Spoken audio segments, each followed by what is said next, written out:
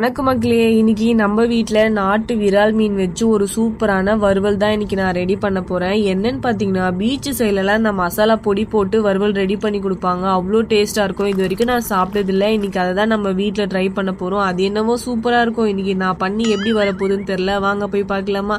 அதுக்கு பொருள் எல்லாத்தையும் நான் சைடில் கொடுக்குறேன். மறக்காமல் நீங்களுமே நோட் பண்ணிக்கோங்க. மீனை ஒரு வழியாக க்ளீன் பண்ணி எடுத்துகிட்டு வந்துட்டேன். மீனுக்கு நம்ம நார்மலாக போடுற குழம்பு மிளகாய்த்தூள், தனி மிளகாய்த்தூள், இஞ்சி பூண்டு விழுது, லெமன், கூடவே தேவையான அளவு உப்பு, இது எல்லாத்தையுமே மிக்ஸ் பண்ணி நம்ம ஒரு 20 மினிட்ஸ் தனியாக எடுத்து வச்சுக்கலாம்.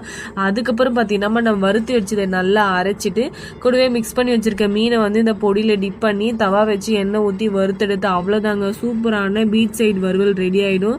சீரியஸாகவே நான் இது வரைக்கும் இதை சாப்பிட்டதில்லை. அவ்வளோ டேஸ்ட்டாக இருந்தது. அதுக்கப்புறம் பார்த்தீங்கன்னா மீனை வறுக்கிறது என்னவோ ஈஸியாக தான் இருக்குது. க்ளீன் பண்ணதாங்க ரொம்ப கஷ்டமாக இருக்குது.